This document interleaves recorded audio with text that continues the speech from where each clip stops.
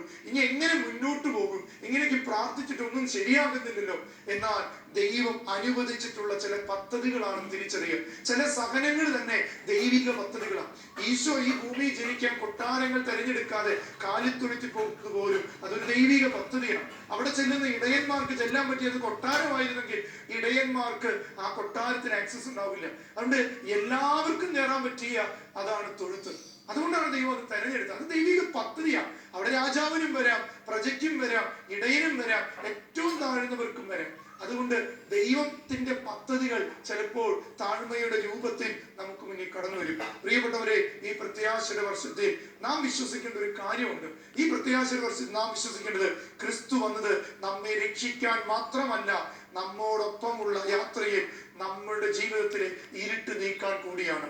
ഒന്നുകൂടി അച്ഛൻ പറയാം, ക്രിസ്മസ് എന്നത് ക്രിസ്തു നമ്മുടെ ഇടയിൽ വന്നത് നമ്മെ രക്ഷിക്കാൻ വേണ്ടി മാത്രമല്ല, നമ്മോട് കൂടെ യാത്രയിൽ നമ്മുടെ ജീവിതത്തിന്റെ ഇരുട്ടുകളെ നീക്കാൻ കൂടിയാണ് ഈ ക്രിസ്മസ് നമ്മെ ഓർമ്മപ്പെടുത്തുന്നത്.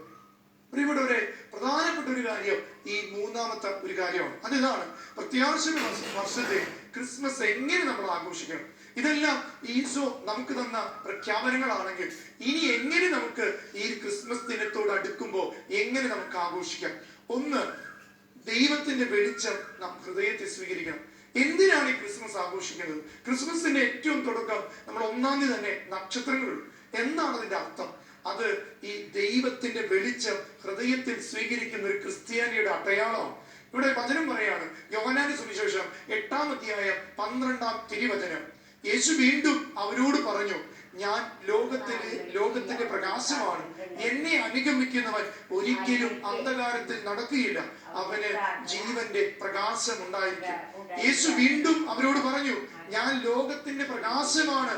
എന്നെ അനുഗമിക്കുന്നവൻ ഒരിക്കലും അന്ധകാരത്തിൽ നടക്കുകയില്ല, അവന് ജീവന്റെ പ്രകാശമുണ്ട്. പ്രിയപ്പെട്ടവരെ, ദൈവം പ്രകാശമാണ്.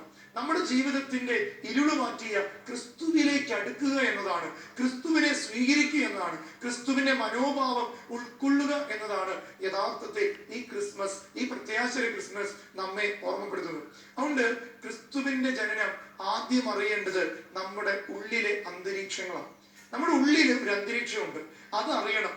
ഈശോയുടെ വെളിച്ചം എന്നാണ് അതിനുള്ള പ്രധാനപ്പെട്ട കാര്യം. നമ്മുടെ ഉള്ളിലെ അന്തരീക്ഷത്തിലെ ഒന്നാമത്തെ ഘട്ടമാണ് പാപത്തിന്റെ ഘട്ടം. രണ്ടാമത്തെ ഘട്ടമാണ് വിരോധങ്ങളുള്ള അല്ലെങ്കിൽ വെറുപ്പുള്ള ഒരു ഘട്ടം. മൂന്നാമത്തതാണ് അഹങ്കാരത്തിന്റെ ഘട്ടം. നാലാമത്തത് നിരാശയുടെ ഘട്ടം. അതുകൊണ്ട് പ്രിയപ്പെട്ടവരെ, തിരിച്ചറിയുക, ഈ ഇരുള് നിറഞ്ഞ സ്ഥലത്തേക്ക് ഈ വെളിച്ചത്തെ കൊണ്ടുവരണം. എന്റെ പാപം നിറഞ്ഞ അവസ്ഥയിലേക്ക്, എന്റെ വിരോധവും വിദ്വേഷമുള്ള അവസ്ഥയിലേക്ക്, എന്റെ അഹങ്കാരത്തിന്റെ അവസ്ഥയിലേക്ക്, എന്റെ നിരാശയുടെ അവസ്ഥയിലേക്ക് യേശുവേ നീ ഒന്ന് വരണേ, നാഥ നീ ഒന്ന് കൂടെ വസിക്കണേ എന്ന് ഈ ഒരു പ്രത്യാശയുടെ തീർത്ഥയാത്രത്തിൽ നമ്മൾ ആഗ്രഹിക്കണം. ഒന്നാമത്തെ കാര്യം, ദൈവത്തിന്റെ വെളിച്ചം നമ്മുടെ ഹൃദയത്തിൽ നിന്നാണ്. പ്രിയപ്പെട്ടവരെ, രണ്ടാമത്തത്, മറ്റുള്ളവരുടെ ജീവിതത്തിൽ നമുക്ക് എപ്രകാരം പ്രത്യാശയാകാൻ കഴിയുന്നുണ്ട്. മറ്റുള്ളവരുടെ ജീവിതത്തിൽ നമ്മുടെ വാക്കുകള്, നമ്മുടെ പ്രവൃത്തികള് എപ്രകാരം ഒരു പ്രത്യാശയാകും. അതൊരു നിയോഗമാണ്. പ്രിയപ്പെട്ടവരെ, കർത്താവിന്റെ ക്രിസ്മസിന്റെ നക്ഷത്രം നമ്മെ പഠിപ്പിക്കുന്ന ഒരു കാര്യം, അതൊരു നിയോഗമാണ്. ആ രാത്രിയിൽ കാണുന്ന ആ നക്ഷത്രം ഒരു നിയോഗമാണ്. അതുകൊണ്ട് നമ്മുടെ ജീവിതത്തിൽ ഈ നക്ഷത്രം വെറുതെ അലങ്കാരമായിട്ട് കാണരുത്, അതൊരു നിയോഗമായിട്ട് കാണണം. വെളിച്ചത്തിന്റെ നിയോഗം. നമ്മൾ ചിലപ്പോൾ അലങ്കാരത്തിന് നക്ഷത്രങ്ങൾ ഇട്ടുണ്ടാവും. ഈ അലങ്കാരമല്ല, അതൊരു നിയോഗമാണ്, വെളിച്ചം നൽകാനുള്ള നിയോഗമാണ്. അതുകൊണ്ട് പ്രിയപ്പെട്ടവരെ, നമ്മുടെ പള്ളിയിലും നമ്മുടെ കുടുംബത്തിലും തൊഴിൽശാലകളിലും നമുക്ക് ഒരു വെളിച്ചമാകാൻ പറ്റുന്നുണ്ടോ? നമ്മൾ ജീവിക്കുന്ന ഇടങ്ങളിൽ വെളിച്ചമാണ്. അതുകൊണ്ട് എങ്ങനെയൊക്കെ നമുക്ക് ഈ ഒരു നക്ഷത്രത്തിന്റെ വെളിച്ചം അല്ലെങ്കിൽ ഇരുളിനിടയിൽ വെളിച്ചമാകാൻ, അലങ്കാരമായിട്ട് നമുക്ക് മാറാൻ പറ്റും. ഒന്ന്, ആശ്വാസവാക്കിന്റെ ഒരു വെളിച്ചമാക്കാൻ ഇനി നമ്മുടെ ജീവിതത്തിൽ സാധിക്കണം. രണ്ട്, ക്ഷമയുടെ ഒരു വെളിച്ചമാകാൻ നമുക്ക് ഈ ദിവസങ്ങളിൽ കഴിയട്ടെ. മൂന്നാമത്തത്, ഒരു പൊതി ഭക്ഷണം കൊണ്ടോ അല്ലെങ്കിൽ ഒരു വയറിന് അന്നം കൊടുത്തോ നമുക്ക് ഈ ദിനങ്ങളിൽ വെളിച്ചമാകാൻ കഴിയട്ടെ. അടുത്തത്, സ്നേഹത്തിന്റെ പരിരക്ഷകളിൽ, പരീക്ഷണങ്ങളിൽ സ്നേഹമായി മാറാനുള്ള ഒരു വെളിച്ചമായി മാറട്ടെ. പ്രിയപ്പെട്ടവരെ, ഇവയെല്ലാം ക്രിസ്മസിന്റെ പ്രവർത്തികളാണ്. അതുകൊണ്ട് നോമ്പെടുക്കുന്നതിലും ഉപവസിക്കുന്നതല്ല, നമ്മളൊരു വെളിച്ചമായി മാറിയിട്ടുണ്ടോ? 25 നോമ്പിൽ എന്റെ കൂടെ വസിക്കുന്നവര് ഞാനൊരു വെളിച്ചമാകുന്നില്ലെങ്കിൽ ഞാൻ വെറുതെ ഇട്ട അലങ്കാര നക്ഷത്രങ്ങൾക്ക് തുല്യമാണെന്ന് തിരിച്ചറിയാം.